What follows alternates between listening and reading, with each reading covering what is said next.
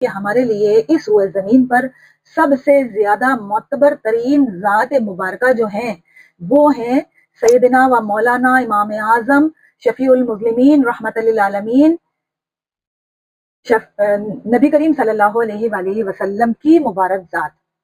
اب جب نبی کریم صلی اللہ علیہ وآلہ وسلم اپنی مبارک زندگی میں خود اس بات کو ذکر کر رہے ہیں کہ میری اس بیوی کا کیا حال ہوگا جس کے اوپر حوض کے کتے بھونکیں گے۔ اب آج کے ٹائم میں اگر دیکھا جائے تو کوئی خاوند اپنی بیوی کی خامی کا اس طرح ذکر نہیں کرے گا، اگر کوئی خامی کسی مطلب اس طرح اس کو نظر بھی آ جائے تو۔ لیکن چونکہ نبی کریم صلی اللہ علیہ وآلہ وسلم کی ذات مبارکہ صرف اور صرف ایک خاوند کی حیثیت نہیں رکھتی ہے، ایک ہسبینڈ کے درجہ نہیں ہے، بس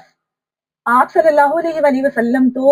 اس روئے زمین پر اللہ سبحانہ و تعالیٰ کے پیغام پہنچانے کے ریپریزنٹیٹر ہیں،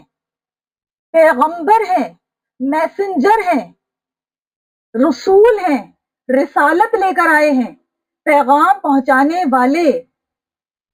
تو نبی صلی اللہ علیہ وآلہ وسلم کی ڈیوٹی، ذمہ داری، پرائمری ریسپانسبلٹی وہ ایک خاوند سے بہت آگے بڑھ کر ہے۔ تو نبی صلی اللہ علیہ وآلہ وسلم کے نزدیک امی عائشہ صدیقہ رضی اللہ تعالی عنہا کی عصمت بہت زیادہ ہے، لیکن آپ صلی اللہ علیہ وآلہ وسلم اس بات کو نہیں چھپا رہے ہیں، اپنی بیوی کے بارے میں اس بات کو ذکر کر رہے ہیں۔ اور کمال دیکھیں، اس بیوی کا نام مینشن نہیں کر رہے ہیں، وہ تو جب امی عائشہ صدیقہ سلام اللہ علیہا جنگ جمل کے لیے نکل گئی ہیں، حوض کے میدان میں پہنچ گئی ہیں، خیمہ لگا ہے، رات کو کتے بھونکنے کی شدت سے آوازیں آ رہی ہیں، پریشان ہو کر اپنے ساتھیوں سے پوچھا یہ کون سی جگہ ہے، جب بتایا گیا یہ حوض کی جگہ ہے، تو پھر امی عائشہ صدیقہ رضی اللہ تعالی عنہا زاروں قطار رونے لگی اور پریشان ہو گئی اور واپس جانے کا ارادہ کر لیا کہ میں اب آگے نہیں جاؤں گی۔ وہ نبی علیہ السلام کی پیشن گوئی میرے بارے میں تھی، مجھے تو معلوم ہی نہیں تھا۔ امی عائشہ پریشان ہو گئی۔ تو اب یہ جو ان کی اجتہاد تھا،